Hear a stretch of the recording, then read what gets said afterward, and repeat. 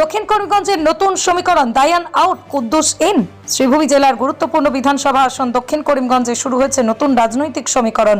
নির্বাচন কমিশনের তথ্য অনুযায়ী এই আসনে মোট ভোটার প্রায় 2,91,256 জন। এর মধ্যে প্রায় 2,47,406 জন মুসলিম ভোটার, যা মোট ভোটারের প্রায় 86%। হিন্দু ভোটার রয়েছেন প্রায় 43,850 জন। যদিও এটা মুসলিম অধ্যুষিত আসন, তবে মুসলিম সমাজের বিভিন্ন কাস্টের ভোট এখানে নির্বাচনে বড় ভূমিকা রাখে।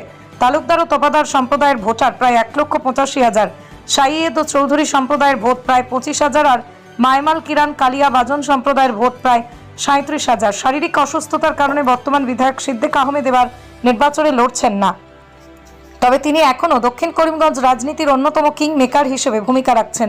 সোমবার শ্রীভূমি জেলা পরিষদ কার্যালয়ে পঞ্চায়েত প্রতিনিধিদের নিয়ে এক গুরুত্বপূর্ণ বৈঠকে ঠিকাদার আব্দুল কুদ্দুসকে সম্ভাব্য প্রার্থী হিসেবে সামনে আনা হয়।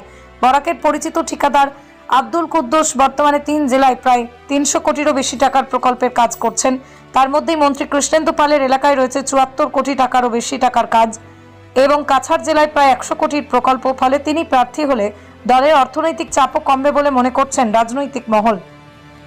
এদিকে আব্দুল কুদ্দুস নিজে জানিয়েছেন তিনি রাজনীতিতে নতুন নন, উন্নয়নের স্বার্থেই সবাইকে নিয়ে কাজ করতে যান।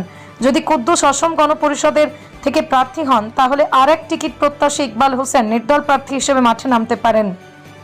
অন্যদিকে কংগ্রেস, রাইজর দল, তৃণমূল কংগ্রেসও প্রার্থী দিচ্ছে। ফলে দক্ষিণ করিমগঞ্জ এবার হাড্ডাহাড্ডি লড়াই হওয়ার সম্ভাবনা তৈরি হয়েছে। এখন বড় প্রশ্ন, উচ্চশিক্ষিত আইনজীবী দায়ান হোসেনের রাজনৈতিক ভবিষ্যৎ কি হবে? আর্থিক সীমাবদ্ধতার কারণে কি তিনি পিছিয়ে পড়ছেন, নাকি শেষ মুহূর্তে দলীয় নেতৃত্ব তাকে বিবেচনা করবে? সেটাই এখন দেখার।